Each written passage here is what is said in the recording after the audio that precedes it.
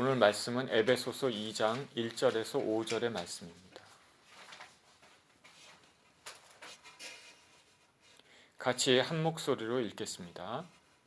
시작. 그는 허물과 죄로 죽었던 너희를 살리셨도다. 그때 너희는 그 가운데서 행하여 이 세상 풍조를 따르고 공중의 권세 잡은 자를 따랐으니 곧 지금 불순종의 아들들 가운데서 역사하는 영이라. 전에는 우리도 다 그 가운데서 우리 육체의 욕심을 따라 지내며 육체와 마음에 원하는 것을 하여 다른 이들과 같이 본질상 진노의 자녀이었더니 긍휼이 풍성하신 하나님이 우리를 사랑하신 그 큰 사랑을 인하여 허물로 죽은 우리를 그리스도와 함께 살리셨고 너희는 은혜로 구원을 받은 것이라. 아멘. 오늘 본문의 말씀 에베소서 2장 1절에서 5절 말씀 가지고 인간의 타락과 그리스도의 십자가라는 제목으로 말씀을 나누길 원합니다. 기도하겠습니다.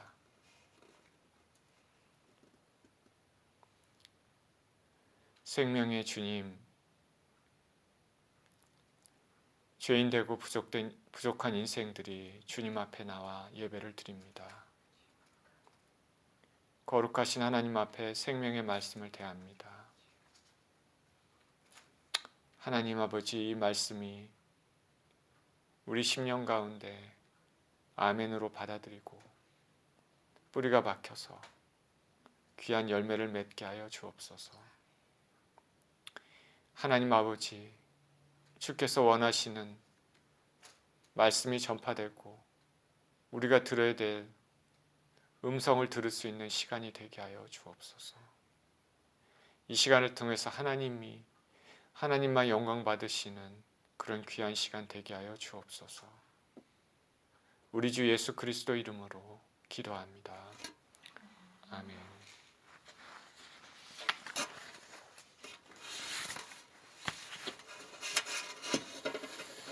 (1960년대) 1970년대 60년대 한국에는 한참 그때 중동의 건설 붐이 일었습니다. 사우디아라비아 같은 나라가 중동에 있죠. 이란, 이라크 같은 나라도요. 그때 한국의 많은 근로자들이 돈을 벌기 위해서 중동 지역에서 땀을 흘리면서 일을 했었습니다. 저희 아내에게서 들은 이야기인데 저희 장인도 중장비 기사로 중동에서 근무한 적이 있었습니다. 하루는 같이 일하는 사람들과 차를 타고 이동하고 있는 중에 사막이 많지 않습니까? 사막에서 모래 폭풍을 만났습니다. 먼지 바람이 너무나 세게 불어갖고 이 앞을 분간하기 어려웠는데 차를 멈추고 먼지 바람이 지나가기를 이렇게 기다렸습니다. 한참 동안 먼지 바람이 불다가 이제 그쳤는데 그러다 보니까 다시 출발하려고 했는데 이미 앞에 가던 동료들의 차량은 보이지가 않았습니다. 사막에 덩그러니 혼자 차와 함께 남겨져 있었다고 합니다. 그런데 갑자기 자동차가 미끄러져 내려갑니다. 모래 속으로 조금씩 계속 가라앉고 있는 것입니다. 모래늪을 만났습니다. 우리 이런 경우 좀 듣지 않습니까? 계속 차와 함께 자신이 모래 밑으로 빠져들어가게 되니까 이제 꼼짝없이 죽게 됐다. 그런 생각이 들었다고 합니다. 그래서 하나님 앞에 살려달라고 부르짖었습니다. 그랬더니 하나님께서 이런 마음을 주셨습니다. 너가 지금 가지고 있는 것이 뭐냐? 그래서 생각해봤더니 차 안에 기름통이 있습니다. 휘발유통. 그래서 그걸 부어야 되겠다는 생각이 들었습니다. 그래서 그 휘발유통을, 휘발유 기름을 그 모래 있는 데 막 부었습니다. 부었더니 모래가 휘발유 기름에 엉겨져서 더 이상 미끄러져 내려가지 않는 것입니다. 그래서 차가 더 이상 들어가지 않으니까 살았습니다. 생명을 잃을 수도 있는 그런 상황에서 하나님께서 건져 주신 것입니다. 하나님의 은혜로 목숨을 건졌습니다. 그런 일이 있고 조금 있다 보니까 아까 같이 갔던 동료들이 뒤에 따라오지 않으니까 한참 가다가 다시 되돌아와서 자기를 찾으러 왔다고 합니다. 그래서 발견하곤 무사히 먼 도착지로, 목적지로 도착할 수 있었습니다. 하나님께서는 이와 같이 자신의 백성들을 사랑하시고 구원해 주십니다. 우리가 구원을 얻는 것 마찬가지입니다. 모래늪에 빠져내려가는 것처럼 가만히 있으면 죽을 수밖에 없는 우리였지만은 하나님께서 그 예수님을 믿는 그 믿음을 주셔서 우리에게 구원의 길을 알게 주셨습니다. 저와 여러분들이 예수 그리스도를 진정으로 믿고 그 믿음에 합당한 생활을 한다면 구원을 얻습니다. 오늘 저는 예수님 믿기 전에 우리의 처지가 어떠했는지 생각해보고 그런 죽을 수밖에 없는 우리를 구원해 주신 하나님의 은혜가 얼마나 큰지 생각해 보길 원합니다. 우리가 예수님을 믿고 우리 삶이 어떻게 변화됐는지 그것보다는 예수님을 믿기 전에 우리의 삶이, 우리 상태가 어떠했는지, 얼마나 끔찍했는지 생각해보고 그것으로부터 우리를 건져주신 하나님의 사랑을 생각해 보도록 하겠습니다. 오늘 본문의 2장 1절은 이렇게 시작합니다. 그는 허물과 죄로 죽었던 너희를 살리셨도다. 그는 하나님입니다. 바울은 에베소 교인들에게 하나님께서 허물과 죄로 죽었던 너희를 살리셨도다 말합니다. 살리셨도다. 허물과 죄로 죽었던 이렇게 얘기합니다. 과거형입니다. 과거형입니다. 예수 그리스도를 몰랐던 에베소 교인들의 그 상태입니다. 그리고 현 시대에 사는 사람들 중에 예수님을 모르고 사는 사람들, 예수님의 은혜에 합당하게 살지 않는 사람들을 말하고 있습니다.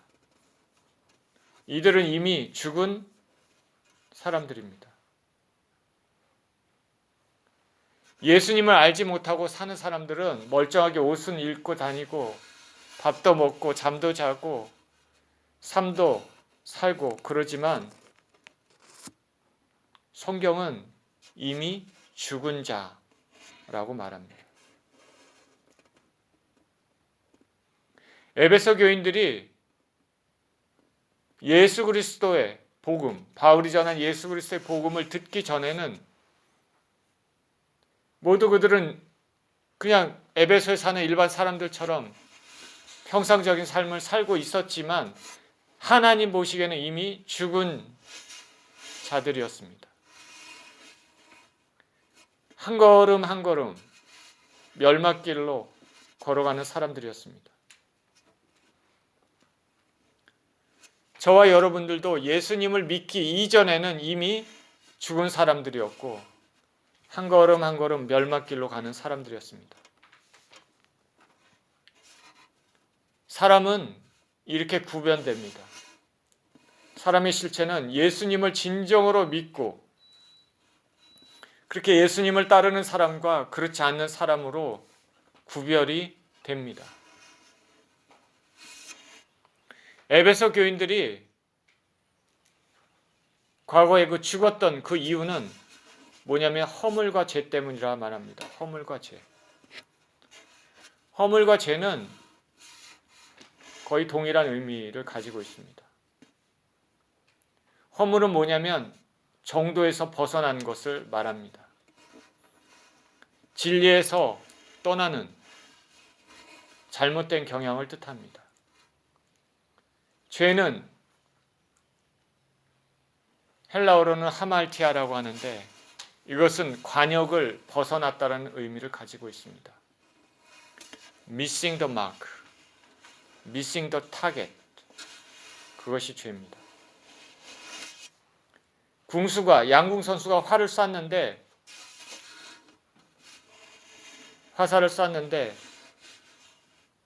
그 화살이 타겟을 맞추지 못하고 빗나간 것이죠.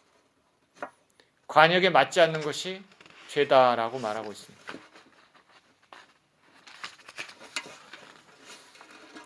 그러면 기준이 되는 관역이 뭡니까? 그것은 하나님의 말씀입니다. 하나님의 말씀이 죄를 판별하는 기준이 됩니다. 그러니까 죄라는 것은 뭐냐면 그 기준, 그 관역, 하나님의 말씀에 벗어나는 것이 죄가 되는 것이죠.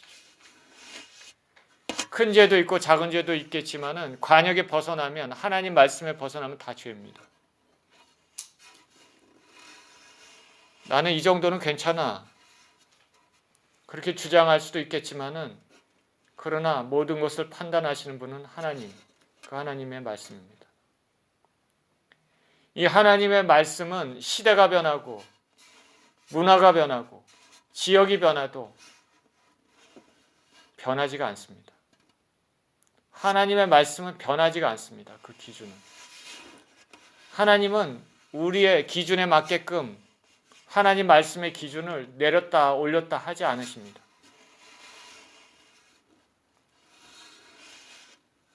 제가 자주 말씀을 드리지만은 동성 간에 그런 서로 좋아하고 사랑하고 하는 이런 또 육체적인 관계를 갖는 이런 것들, 그거는 우리가 끔찍하게 생각했는데 요새는 오히려 그것을 소수자의 권위를 존중하는 것으로 이렇게 미화되기도 합니다. 한국도 그렇고 미국도 그렇습니다. 한국은 안 그럴 줄 알았는데 언제부터 한국도 그렇게 됐습니다.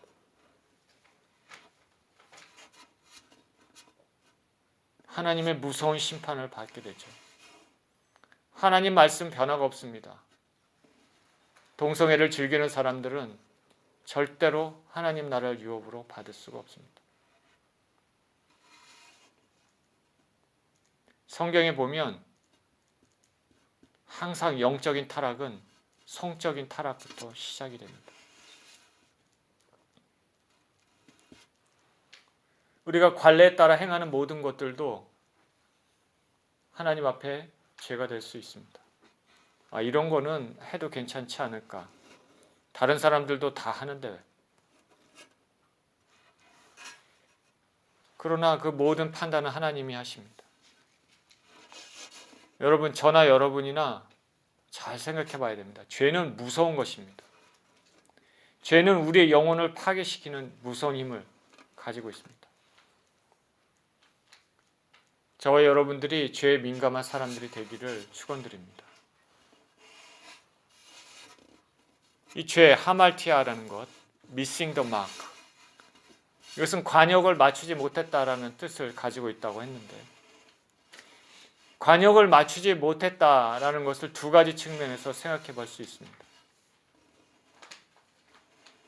자, 잘 조준을 합니다. 잘 조준해서 화살을 쐈습니다. 그런데 그 화살이 관역의 타겟에 도달하지 못하고 그 밑으로 떨어집니다. 관역까지 제대로 맞출 수 있는 힘이 부족합니다. 이거는 뭐냐면 죄를 이길 수 있는 힘이 능력이 없다라는 것이죠. 죄를 이길 수 있는 힘이 없다. 그런데 어떤 경우는 관역을 향해서 쐈는데 관역과는 다른 곳으로 날아가는 경우가 많이 있죠. 인간의 한계입니다. 하나님이 말씀하신 그 기준, 그것에 맞추려고 살려고 해도 그 기준을 충족시킬 수 없는 것이죠. 이 세상에서 그래도 정직하게 살려고 하는 사람들이 있습니다. 하나님이 주신 그 양심에 따라 살려고 하는 사람들이 있는데 아주 드물지만, 그럼에도 죄를 안 짓고 살 수는 없습니다. 왜 그러냐면 우리 심령 안에는 타락한 본성을 가지고 있기 때문입니다. 성경에는 세상에는 의인은 하나도 없다고 분명히 말합니다. 사도 바울이 로마서 3장 10절에서 12절에 기록된 바 의인은 없나니 하나도 없으며 깨닫는 자도 없고 하나님 찾는 자도 없고 다 치우쳐 함께 무익하게 되고 선을 행하는 자가 없나니 하나도 없도다. 하나님이 우리의 삶에 간섭하지 않으시면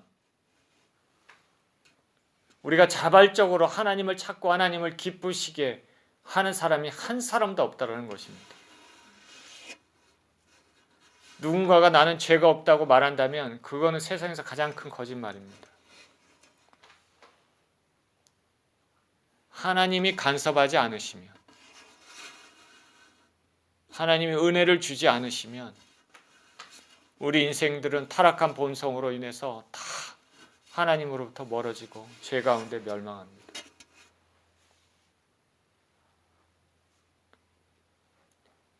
죄, 미싱 더 마크의 또 한 가지 측면을 생각해 보면, 첫 번째는 화살을 쐈는데 화살이 도달하지 못하거나 화살이 빗나간 것. 근데 두 번째, 또 다른 측면은 화살을 쏘는데 관역을 보고 쏜 게 아니라 일부러 다른 곳을 쏘는 것입니다. 화살을 쏘는데 관역에 맞추는 것이 아니라 일부러 다른 곳을 향해서 화살을 쏩니다. 의도적으로.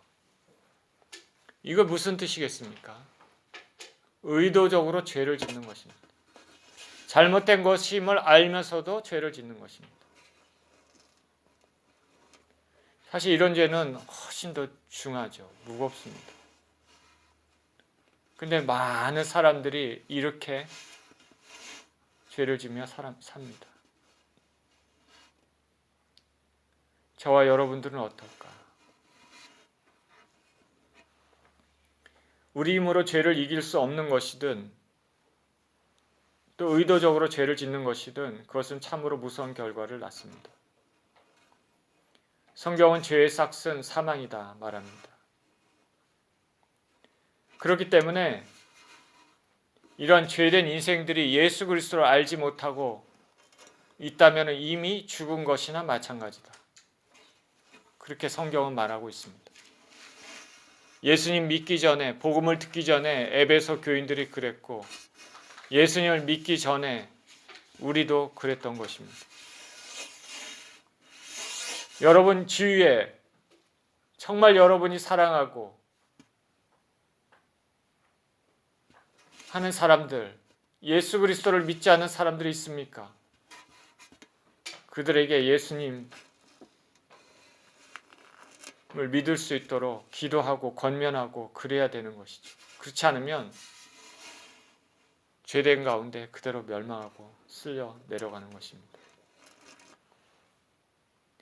2절입니다. 그때 너희는 그 가운데서 행하여 이 세상 풍조를 따르고 공중의 권세 잡은 자를 따랐으니 곧 지금 불순종의 아들들 가운데서 역사하는 영이라.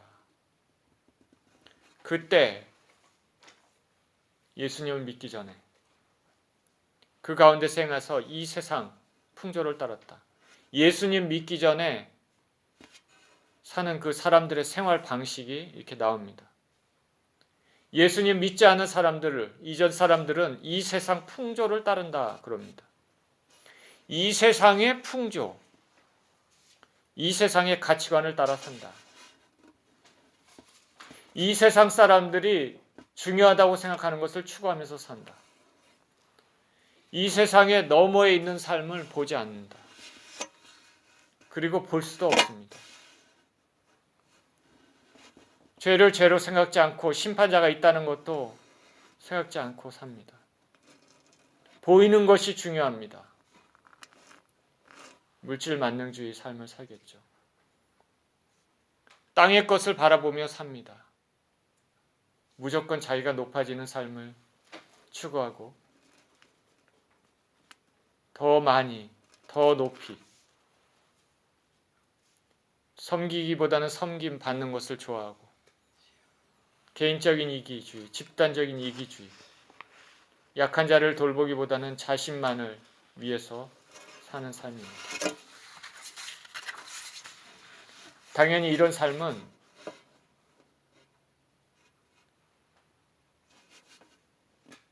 외형적인 것을 굉장히 중요시하게 생각합니다. 다른 사람들이 나를 보는 이미지가 어떨까? 하나님이 나를 보는 이미지가 어떨까 보다는 다른 사람들이 나를 보는 이미지가 어떨까가 더 중요합니다. 그래서 사람들이 야, 저 사람 대단하다 라고 할 정도로 그 자신의 삶을 투자합니다. 많이 가지고 있으면 성공하는 삶, 높은 위치에 있으면 성공하는 삶이라고 생각합니다.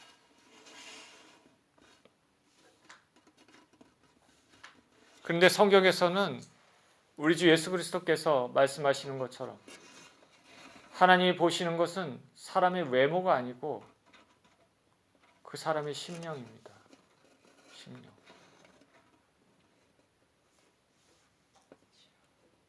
외모가 아니라 그 사람의 심령.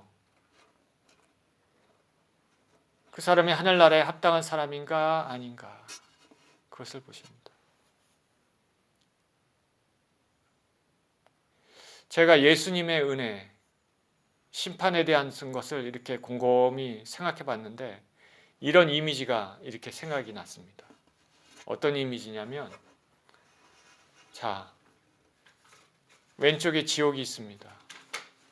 오른쪽에 천국이 있습니다. 그거는 우리 육신의 눈으로 보이지 않는 영역이지만 더 실제적이고 뚜렷한 영역입니다. 그리고 우리는 그 중간에 지구라는 조그만 데서 살고 있습니다. 이 조그만 지구라는 데서 우리가 어떻게 사느냐에 따라서 우리 심령이 하나님과 앞에서 어떠냐에 따라서 하나님과 어떤 관계를 가지느냐에 따라서 우리가 지옥으로 갈 수도 있고 우리가 천국으로 갈 수도 있는 것입니다. 그렇기 때문에 이 땅에, 이 지구에서 이 삶은 우리가 얼마나 살지 모르지만 정말 건강해서 100세까지 살 수 있을지는 모르지만 이 지구에 있는 이 땅에서 이 조그만 삶이 어떤 삶이냐면 영혼의 관점에서 영생의 관점에서 이 삶은 뭐냐면 고침받기 위한 삶입니다. 훈련받기 위한 삶입니다. 이 지구에서의 삶은 이 땅의 삶은 우리가 훈련하는 삶입니다. 훈련.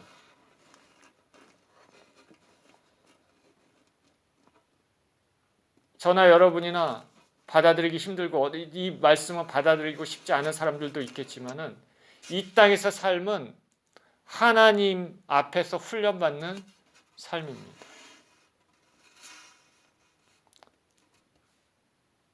하늘나라에 합당한 그런 삶인가? 그런 영혼인가? 하늘나라하고는 상관없는 영혼인가?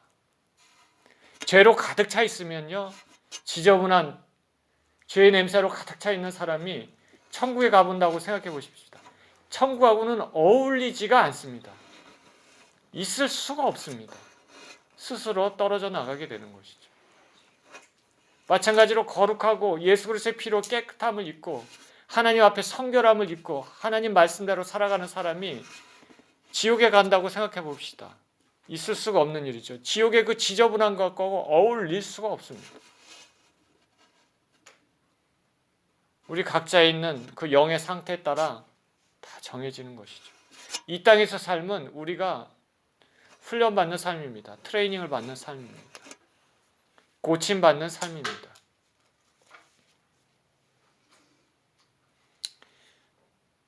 예수 그리스도께서는 사람의 외모를 보지 않으시고 심령을 보십니다.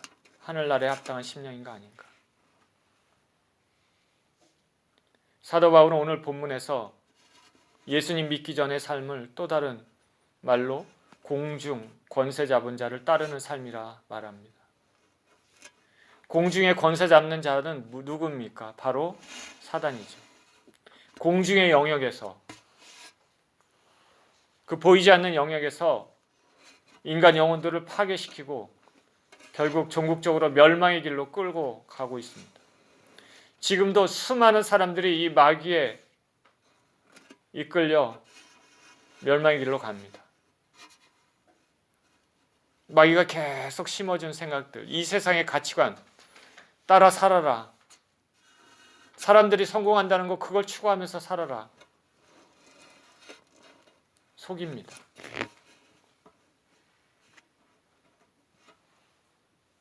성경은 인생은 존귀하나 깨닫지 못하면 멸망하는 짐승과 같다 말합니다. 이런 표현을 하기가 좀 그렇지만 성경에도 있는 말이죠. 일평생 미친 듯이 살다가 그 종국은 파멸로 갈 수 있는 것이 인간입니다. 이 마귀는 지금 예수 그리스도를 믿지 않는 사람들에게 역사하고 있습니다. 공중 권세 잡은 자들을 따르는 자들은 바로 이 마귀가 그 안에 일하고 있는 것이죠. 그래서 이들을 모두 불순종의 아들들이다 말합니다. 하나님 말씀에 대해서 따르지 않고 믿지 않고 사는 영혼들이기 때문에 불순종의 자들입니다. 예수님 믿지 않는 사람들은 겉으로는 다 멀쩡해 보여도 사단 마귀의 속임에 속고 있고 불순종하고 있습니다. 예수님을 믿지 못하도록 마귀가 막고 있는 것이죠. 저나 여러분이나 진정으로 예수 그리스도를 믿는다면 우리의 삶의 가치관이 달라야 됩니다.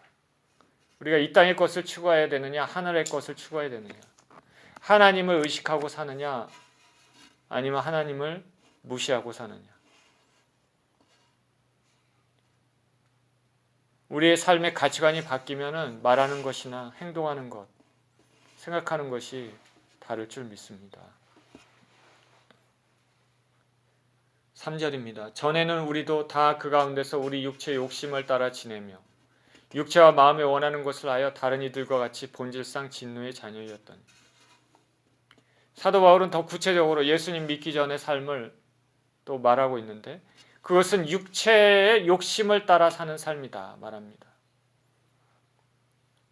육체라는 것은 우리 몸, 피지컬 바디를 뜻하는 것이 아니라 여기서 이것은 타락해서 자기 중심적으로 된 인간의 본성을 뜻합니다. Simple nature 뜻합니다. 예수님 믿기 전의 삶은 마음이 원하는 것, 자기 중심, 이기적인 것, 육체의 소욕, 욕심을 따라 사는 삶입니다.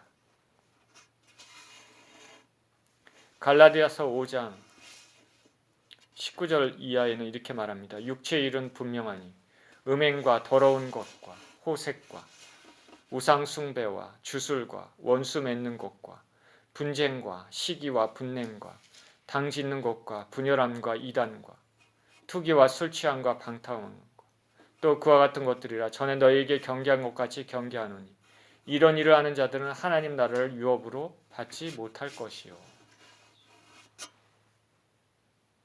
육체를 따라 사는 삶의 특징을 이렇게 나열을 했습니다. 그런데 우리가 예수 그리스도를 진정으로 믿는다면은 우리 안에, 심령 안에 성령님이 거하십니다. 이 성령님은 우리가 육체의 삶을, 우리의 죄된 육체 소욕을 따라 사는 것을 억제하고 하나님 말씀대로 따라 살 수 있도록 우리를 도와주십니다. 그래서 성령의 열매는 사랑과 희락과 화평과 오래 참음과 자비와 양성과 충성과 온유와 절제니 이 같은 것을 금지할 법이 없느니라. 예수 그리스도를 진정으로 믿으십니까? 그러면은 여러분 안에 성령님이 거하시고 우리는 그 성령님께 도움을 구하며 육체의 욕심, 소욕을 물리칠 수 있는 것입니다.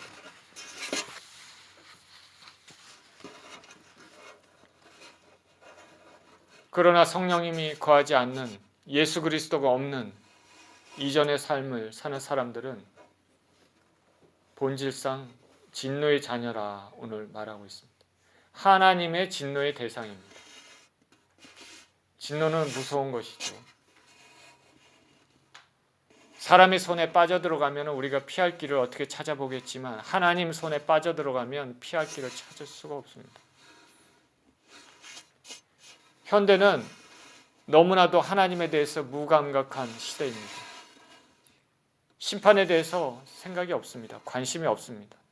지옥에 대해서 얘기하면 싫어합니다. 고리타분하다고 생각하고 이런 얘기를 전하는 사람들에 대해서 이상하다 생각할 수도 있는 것이죠. 저 사람 위얼드하다. 그런데 성경은 분명히 심판을 말하고 지옥을 말하고 있죠. 소멸하는 불 가운데서 살아남을 사람이 누가 있겠습니까? 하나님은 소멸하는 불이라 말씀하고 있습니다. 예수님을 몰랐던 에베소 교인들의 이러한 과거 이런 상태가 예수 그리스도를 몰랐던 저와 여러분의 그런 상태와 똑같은 것입니다. 그리고 우리가 진정으로 예수 그리스도를 믿지 않으면 이런 상태와 똑같은 것이죠. 그때 에베소 교인들이 하나님의 진노의 대상이었던 것처럼 저와 여러분들도 예수님 믿기 전에는 진노의 대상이었습니다. 세상에서 소망이 없는 삶이었습니다. 그런데 하나님께서는 우리를 내버려 두지 않으시고 자신의 아들을 우리 대신에 주심으로써 우리를 살리셨습니다. 4절입니다. 긍휼에 풍성하신 하나님이 우리를 사랑하신 그 큰 사랑을 인하여 허물로 죽은 우리를 그리스도와 함께 살리셨고 너희는 은혜로 구원을 받은 것이라. 본질상 진노의 자녀였던 에베소 교인들이 본질상 진노의 자녀였던 저와 여러분들이 하나님의 풍성하신 긍휼, 사랑으로 우리를 그리스도와 함께 살리셨습니다. 예수 그리스도는 저와 여러분들을 위해서 십자가에서 처참하게 피 흘리시고 죽으셨습니다. 그 저와 여러분들의 죄를 청산하시기 위해서 그렇게 죽으셨습니다. 그리고 부활하셨습니다. 사셨습니다. 이렇게 예수님이 사신 것은 그 예수님을 진정으로 믿고 나의 죄를 청산하신 예수님을 진정으로 믿고 감사하고 마음 깊이 믿은 사람들 또한 살리십니다. 에베소 교인들이 그랬고 저와 여러분들도 예수 그리스도를 진정으로 믿고 그렇게 살면 살리실 것입니다. 갈라디아서 1장 4절에서 5절에 그리스도께서 하나님 곧 우리 아버지의 뜻을 따라 이 악한 세대에서 우리를 건지시려고 우리 죄를 대속하기 위하여 자기 몸을 주셨으니 영광이 그에게 세세토록 있을지어다. 아멘. 이것이 하나님의 은혜입니다. 하나님께서 처음부터 끝까지 그렇게 하셨습니다. 은혜는 값없이 주어집니다. 우리가 뭘 해서 얻은 것이 아니라 하나님께서 자격 없는 우리에게 그냥 주신 것입니다. 일방적인 선물입니다. 그러니 우리는 자랑할 것이 없습니다. 에베소서 2장 8절에 너희는 그 은혜로 인하여 믿음으로 말미암아 구원을 받았으니 이것은 너희에게서 난 것이 아니요 하나님의 선물이라. 정말 값진 것은 우리가 뭘 해서 돈으로 살 수가 없습니다. 우리의 영혼, 우리 자신의 영혼은 값을 매길 수가 없습니다. 우리 영혼을 살기 위해서 우리가 얼마나만큼의 값을 치를 수 있겠습니까? 하나님께서 주시는 것은 그렇기 때문에 일방적인 선물입니다. 우리에게 구원을 주신 것은 바로 일방적인 선물이죠. 우리는 예수님께, 하나님이 예수 그리스도를 통해서 행하신 이 은혜를 잊지 말고 살아야 됩니다. 우리가 구원의 문제를 너무나 자주 들은다고 가볍게 여겨서는 안 됩니다. 구원을 주신 우리에게 구원을 주신 하나님 은혜에 합당한 삶을 살아야 될 줄 믿습니다. 예수님을 붙잡고 사는 것이 얼마나 값진 것인지 한국의 할렐루야 교회 김상복 목사님이라는 분이 계신데 이분의 간증을 들은 적이 있습니다.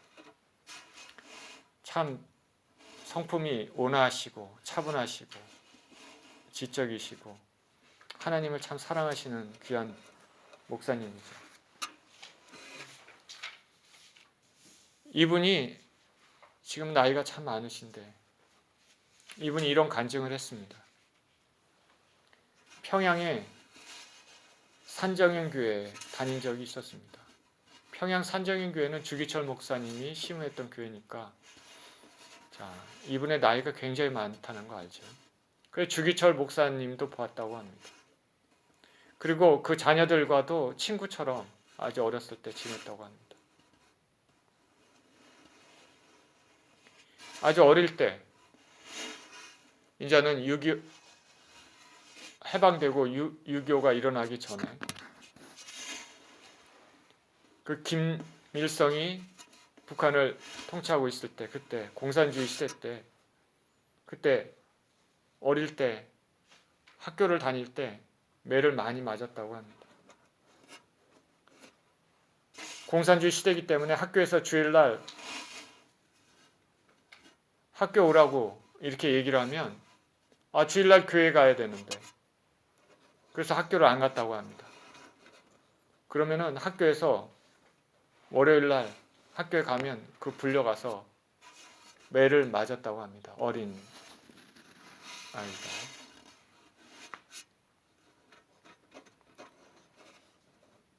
그때 이렇게 매를 맞으면서 너무나 괴롭고 그래서 나도 주기철 목사님 같이 순교하게 해주세요. 이렇게 얘기했다고 합니다. 이 어렸을 때부터 참 이런 신앙을 가지고 사는 사람은 정말로 복된 사람입니다. 다니엘 같이. 주기철 목사님 같이 순교하게 해주세요 했는데 근데 순교는 아무나 하는 게 아니다. 그것을 알았다고 합니다. 순교는 아무나 하는 게 아니죠. 하나님이 정말 특별한 그런 사람들이 순교를 하는 거죠. 그러다가 6.25가 났습니다. 그리고 일사후퇴 때 이 남쪽으로 내려왔습니다. 거의 9남매 정도 된다는 것 같았는데 엄마하고 아버지 그리고 자기 밑에 이 동생들은 북한에 남고 북에 남고 자기하고 그 위에 형들만 남쪽으로 내려왔다고 합니다. 그러다가 이제 정전이 되고 38선이 세워지고 남과 북이 대치한 상황에서 서로 만나지 못했습니다. 거의 40년 가까이 북에 있는 부모님, 형제들 그렇게 떨어져 살았다가 40년 만에 그 어머니를 평양에서 만났습니다. 나이가 8순이 넘었다고 하죠. 자식과 그 어머니가 정말 수십 년, 40년만 가까이 만나면 그 상황이 어떻겠습니까? 어머니가 자신을 딱 안더니 그대로 어머니가 기절해버렸습니다. 자신은 너무나 기뻐갖고 눈물이 나올 줄 알았는데 눈물은 안 나오고 웃음만 나왔다고 합니다. 웃었다고.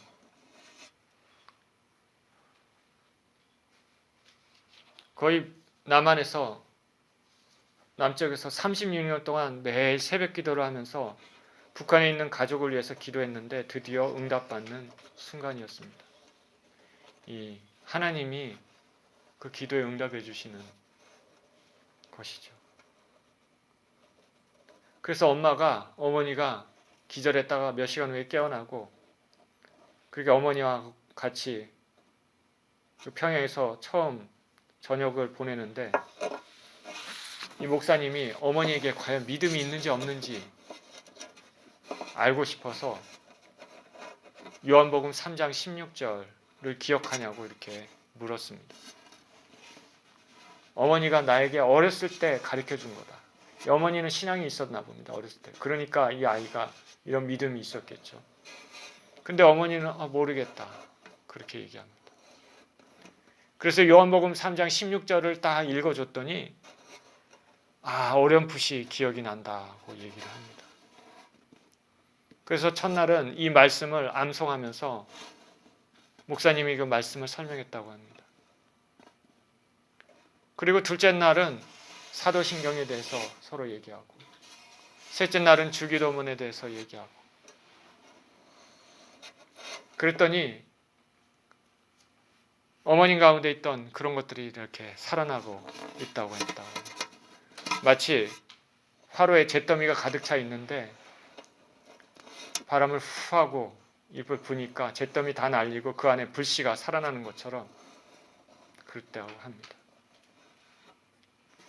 그런데 혹시 찬송가 기억나는 거 있냐고 이렇게 물었더니 기억나는 게 있다고 합니다. 내 평생 소원 이것뿐 주의 일 하다가 이 세상 이별하는 날 주 앞에 가리라. 참 놀랍죠. 찬송이 더 머릿속에 기억이 나나 봐요. 이걸 완벽하게 불렀다고 합니다. 그 40몇 년 지났는데 40년 가까이. 그래서 이 찬송을 어떻게 기억하냐고 이렇게 물었더니 아무도 없을 때 아이들도 없을 때 혼자서 구석에서 이 찬송을 불렀다고 그리고 부르면서 기도했다고 합니다. 그러니까 이 어머님은 40년 거의 40년 동안 혼자 비밀스럽게 몰래 신앙생활을 한 것이죠. 아이들이 없을 때 했다고 합니다. 왜냐하면 북한에서는 아이들이 부모님의 행동을 학교에 보고하기로 되어 있기 때문에 그러니까 아이들을 보지 않는 상황에서 이렇게 했다고 합니다. 자, 하나님은 이 목사님의 이 김상훈 목사님의 그 수십 년간 했던 거의 40년 가까이 했던 그 기도를 들으시고 그리고 이 어머님의 그 영혼을 정말 소중히 여겨주셔서 결과는 만나게 해주시고 구원 얻게 해주셨습니다. 또한 이 어머님은 어떻게든지 예수님 믿고 놓지 않으려고 필사적인 노력으로 수십 년간 공산치하에서 그렇게 했습니다. 지금 우리 아무런 노력도 하지 않고 별로 노력도 하지 않고 신앙생활하는 우리들을 참 부끄럽게 하는 것이죠. 구원은 쉽게 받아들여지지 않습니다. 주어지지 않습니다. 대가가 있습니다. 예수님께서 죽으셔서 우리에게 구원의 기회를 주셨는데 우리는 그것을 마음 깊이 받아들여야 합니다. 그리고 거기서 끝나지 않고 주신 은혜에 감사하며 그에 합당한 생활을 살아야 해서 구원을 하나하나 이루어 나가야 합니다. 우리가 이 땅을 떠나기 전까지는 우리는 확신할 수 없는 것이죠. 우리에게 주어주신 그 은혜를 귀중히 여기고 하나님 말씀을 소중히 여기고 주님 말씀대로 하루하루 이 땅을 떠날 때까지 살아야 되는 것이죠. 진노의 자녀가 아니라 축복의 자녀가 되어야 될 줄 믿습니다. 우리를 구원해 주신 우리 주 예수 그리스도를 찬양합니다. 자, 본문을 통해서 예수 그리스도를 믿기 전에 우리의 삶을 살펴봤는데 몇 가지로 요약되죠. 허물과 죄로 죽었던 삶이었고 이 세상 풍조를 따르는 공중 권세자를 따르는 삶이었고 불순종의 아들들이었고 육체의 욕심을 따라 지내는 삶이었고 육체와 마음에 원하는 것을 하는 삶이었고 그래서 본질상 진노의 자녀의 삶이었습니다. 믿기 전에는 예수님을 믿기 전에 이미 죽은 삶, 하나님의 진노의 대상이었습니다. 그렇게 아무런 소망이 없는 우리를 예수 그리스도를 통해서 영생을 얻을 수 있는 길을 허락해 주셨습니다. 우리가 죽어야 될 것을 예수님께서 대신 죽으시고 화목제물이 되셨습니다. 그래서 우리를 사단의 권세에서 자유케 하시고 하나님 자녀, 진노의 자녀가 아니라 사랑의 자녀로 만드셨습니다. 이와 같이 우리에게 영생의 은혜를 주신, 구원의 은혜를 주신 하나님께 감사하고 그 은혜를 잊지 않고 살아가는 저와 여러분 모두 되시기를 예수 그리스도 이름으로 축원드립니다.